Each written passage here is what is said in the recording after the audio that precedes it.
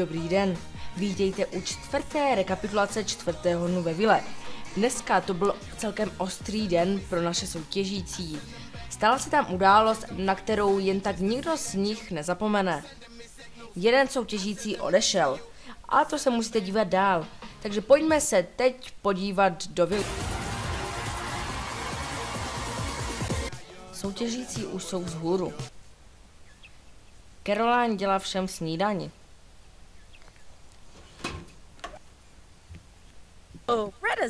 A už tady všichni snídají. Soutěžícím přijde pošta.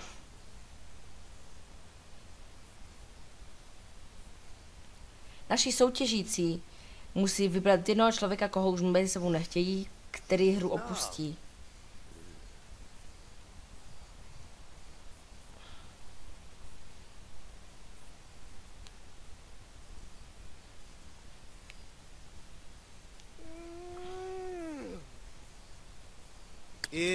Už to konzultují a vybrali, že musí odejít Alice.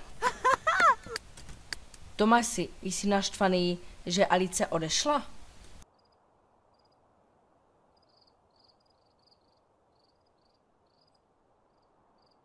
To byl názor Tomase, ale vraťme se zpátky. Zdena si užívá výhřívku. Mohl by to být přeci jenom její poslední den. A připojila se k ní i stará kamarádka Caroline. Kamery nezachytily všechno. Pepa už bubnuje.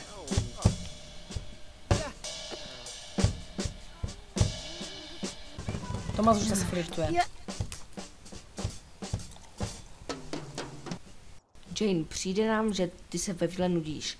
Je to pravda, nebo objasni nám to?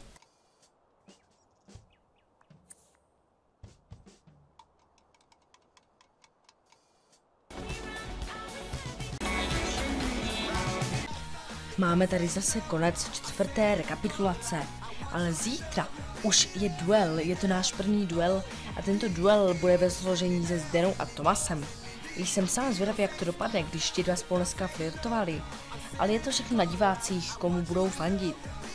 Ale nebudeme předvídat, ještě jsem vám chtěl oznámit, že zítra přichází do vily jako náhrada za Alici nový soutěžící.